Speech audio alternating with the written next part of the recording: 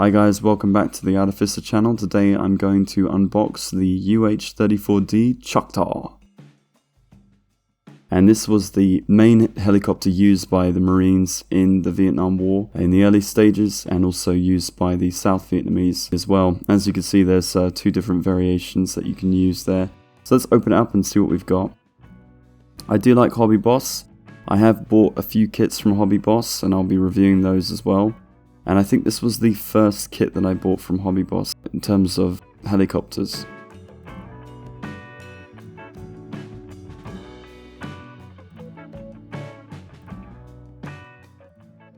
So we've got a nice instruction manual, and at the back it looks like we also have a paint scheme or markings pamphlet. I really like it when you've got a lot of companies that use a paint scheme pamphlet.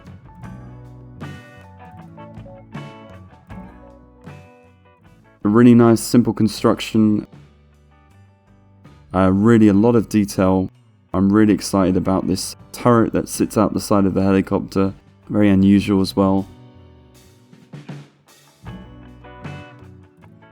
And you've also got some seating for inside, a saw machine gun as a little bit of added protection, and some nice details with the windows. Now it's a really cool configuration because you've got the pilots who sit up top, and then you've got the personnel who sit below, and you can fill it full of cargo if you wanted to, or add some other details to it. So I am actually looking forward to building this one. I think it will be a good build. Cockpit has a full canopy piece that will just slot right on top with no issues. You've even got a winch that you can attach to the side of the helicopter if you wanted to do like an air rescue scene, or if you wanted to do any sort of rappelling. And the rotors as well is a nice simple clear construction of those.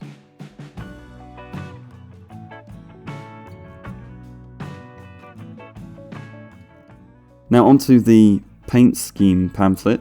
It gives you the helicopter squadron of the South Vietnamese, and that's a 1966 configuration.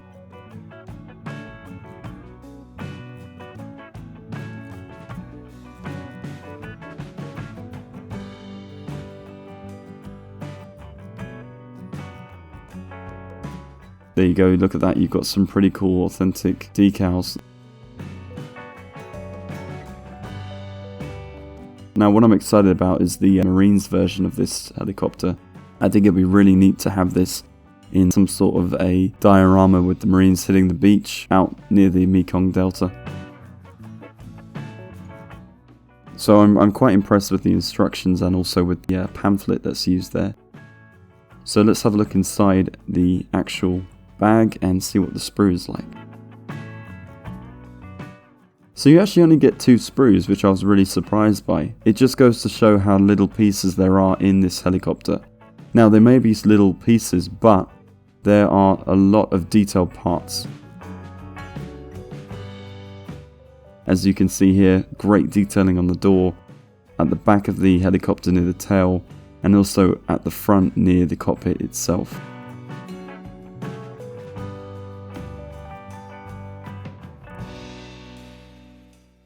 Little seam lines appear really nice, there's no warping involved.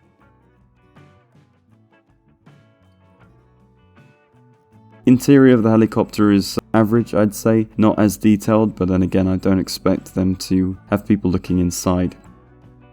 You can always customize that yourself. On to the next sprue. Something that I love to see is you've got bent rotors, which gives that more realism. You don't want them completely straight because they're not completely straight when they're resting on the ground. And I think that's really cool that a lot of companies have started doing that. I noticed that with Trumpeter in the last review.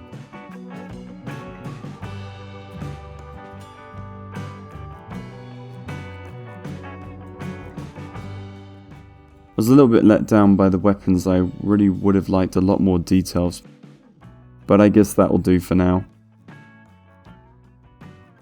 Interior detail looks really nice with this helicopter, and I think it will be a lot of fun to customize the interior. Maybe have a few Marines who are either sitting at rest or about to jump out the chopper right into action. But I really like how there aren't that many parts, but they are very, very detailed in this kit.